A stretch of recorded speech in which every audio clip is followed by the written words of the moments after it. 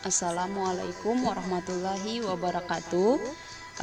Perkenalkan, nama saya Dea Mirasari. Dalam memenuhi tugas mata kuliah Hukum Perdagangan Elektronik dengan dosen pengampu Ibu Dr. Maslihati Nurhidayati, kami diberikan tugas untuk membuat video konten. Saya sendiri mendapatkan tema nama domain di dunia internet dan hubungannya dengan e-commerce law. Definisi nama domain. Nama domain berasal dari istilah bahasa Inggris domain name yang diterjemahkan ke dalam bahasa Indonesia, yaitu nama domain, yang artinya adalah sebuah nama di suatu wilayah yang dianggap sebagai alamat di dunia internet. Nama domain atau biasa disebut dengan domain name atau URL adalah alamat unik di dunia internet yang digunakan untuk mengidentifikasikan sebuah website. Nama domain sendiri mempunyai identifikasi, ekstensi atau akhiran sesuai dengan kepentingan dan lokasi keberadaan website tersebut. Contoh di internasional adalah .com, .net, .biz, .name dan sebagainya. Sedangkan di Indonesia sendiri adalah biasanya .co.id adalah untuk perusahaan, ac.id untuk pendidikan, go.id untuk instansi pemerintah, or.id yaitu website organisasi. Nama domain menurut ketentuan pasal 1 angka 20 Undang-Undang Nomor 11 Tahun 2008 junto Undang-Undang Nomor 11 Tahun 2016 tentang Informasi dan Transaksi Elektronik atau Undang-Undang ITE, nama domain adalah alamat internet penyelenggara negara, orang, badan usaha, dan atau masyarakat yang dapat digunakan dalam berkomunikasi melalui internet yang berupa kode atau susunan karakter yang bersifat unik dan menunjukkan lokasi tertentu dalam internet. Nama domain dan hubungannya dengan e-commerce law. E-commerce law adalah kegiatan-kegiatan bisnis yang menyangkut konsumen, manufaktur, service provider, dan pedagang perantara dengan menggunakan jaringan-jaringan komputer, yaitu internet. Hubungan nama domain dengan e-commerce law sangatlah erat. Kenapa? Karena pembahasan internet termasuk e-commerce law, tidak terlepas dari nama domain, yaitu alamat internet penyelenggara.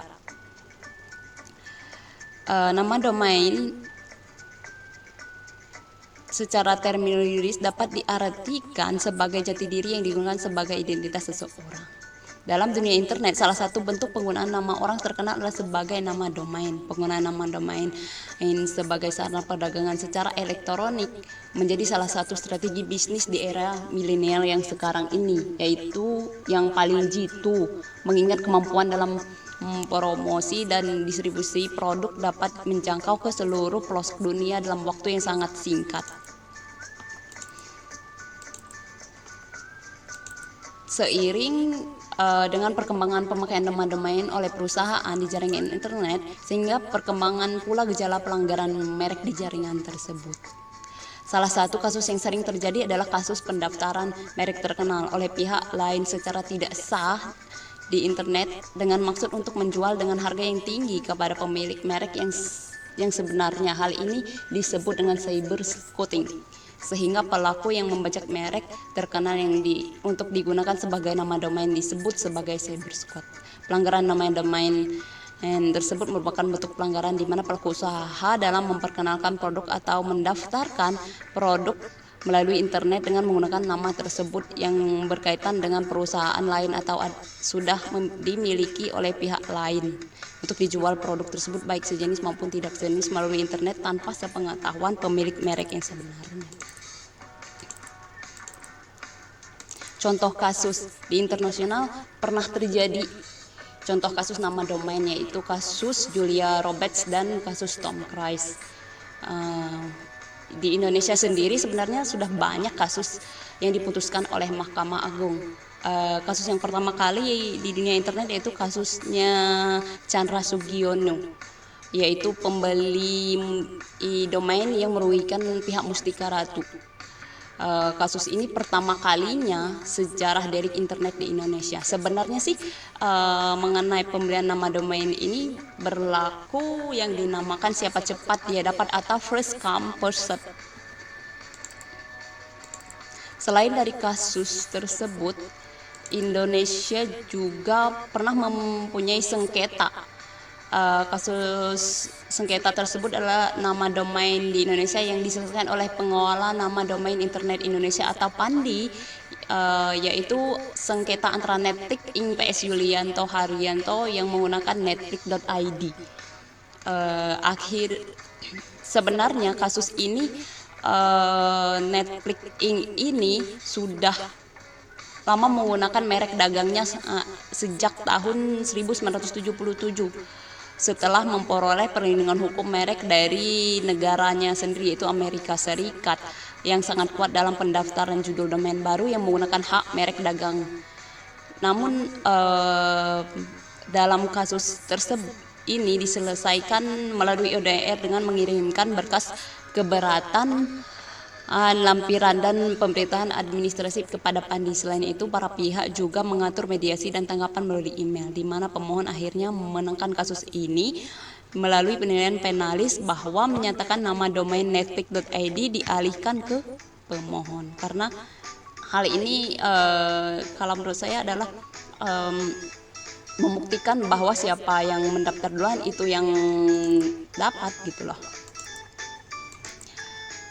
Sistem hukum nasional atas keberadaan internet terhadap nama domain. Yang sistem hukum di Indonesia yaitu undang-undang yang mengatur Undang-Undang UU ITE, Undang-Undang Nomor 19 Tahun 2016. Ya, ini dalam pasal 23 ayat 1 dan ayat 2. Dalam pasal 23 ayat 2 menjelaskan bahwa dinyatakan bahwa menggunakan nama orang terkenal juga termasuk melanggar hak orang lain. Nah, undang-undang ini secara khusus memberi efek bagi undang-undang merek yang juga sebenarnya mengatur menggunakan nama orang terkenal, sehingga seharusnya undang-undang merek ini dan UIT ini harus diharmonisasi kembali. Mekanisme penyelesaian masalah domain secara internasional. Semulanya pengelolaan pencatatan nama domain diselenggarakan oleh Network Solution Inc. atau NSI Inc. dan nama domain dikelola oleh IANA. Kemudian keduanya dikelola oleh Internet Corporation for Access Name dan N-Number atau ICANN. Mekanisme penyelesaian sengketa atas nama domain oleh ICANN ini pada hakikatnya sebenarnya dikembalikan pada para pihak itu sendiri, ini untuk menempuh alternatif penyelesaian sengketa yang dipilih, seperti dapat diselesaikan dengan musyawarah, mekanisme peradilan umum, bahkan arbitrase. Alokasi domain internasional nama domain berada di bawah wewenang Internet Corporation Access Name and Number atau disebut dengan ICANN, sebuah lembaga more benefit yang berkedudukan di California, Amerika Serikat. Secara nasional sendiri di Indonesia sendiri sudah ada pengelola nama domain internet Indonesia, yaitu PANDI, yang didirikan pada tanggal 29 Desember 2006 sebagai organisasi nirlaba yang secara khusus diberikan kewenangan oleh Kementerian Komunikasi dan Informatika Republik Indonesia dengan SK nomor 806 tahun 2000. Tujuan utama ICANN dan PANDI yaitu pendirian harus menjadi pihak ketiga dalam hak menangani sengketa nama domain di setiap negara di antara mereka. Sekian presentasi dari saya. Mohon maaf jika ada kekurangan, banyak kekurangan. Wassalamualaikum warahmatullahi wabarakatuh.